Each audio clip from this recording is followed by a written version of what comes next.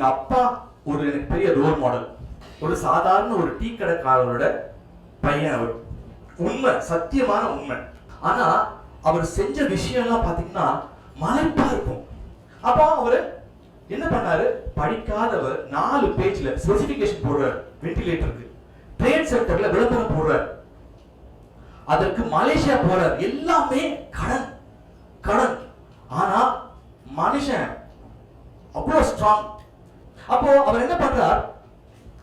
வருடம் அவருடைய company register பண்றதுக்காக வருஷம் காம்ப்ளிமெண்ட் போடுவார். எவ்ரி நியூ இயர் ஒரு புதுசா ஒரு வாட்சோ காம்ப்ளிமெண்ட் போட்டுட்டே இருப்பார். அதே போல ஆயுத பூஜை.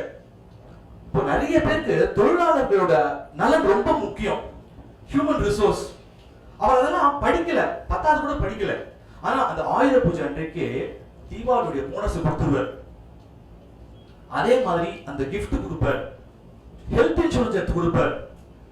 சாதாரண நிலையில் இருந்தவர். ஆனா எங்க அப்பா எனக்கு பல முறை சொல்லியிருக்கிறார். நான் சின்ன வயசுல இருக்கும்போது, ஒரு 8 வயசா இருக்கும்போது, நான் கால் பிடிக்க சொல்லுவார்.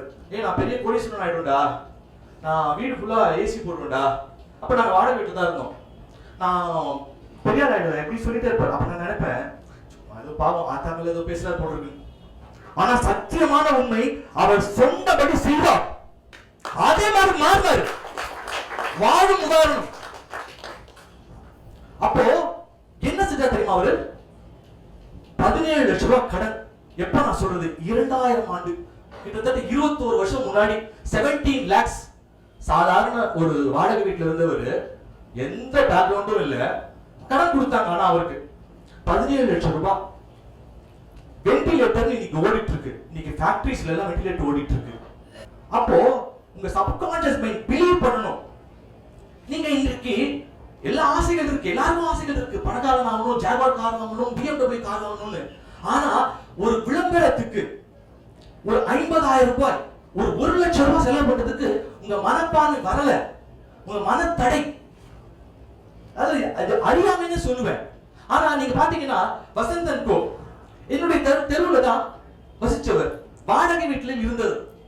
சுமார் 30 ஆண்டுகளுக்கு முன்னால் வாடகை வீட்டில் இருந்தவர். ஆனா அவர் தொடர்ச்சியா அவர் இந்த பிராண்டை விடவே இல்லை. அப்போதிலிருந்து விளம்பரம். அந்த மனப்பான்மையை உடைக்கணும். நீங்க மார்க்கெட்டிங்க்கு ஒரு 1 லட்சம் ரூபாய் செலவு பண்றதுக்கு டிஜிட்டல் மார்க்கெட்டிங் எத்தனை நாளைக்கு ஓடிட்டே இருக்க போறீங்க? வயசாகுது. நான் ஒரு 10 வருஷம் முன்னாடி தூக்கம்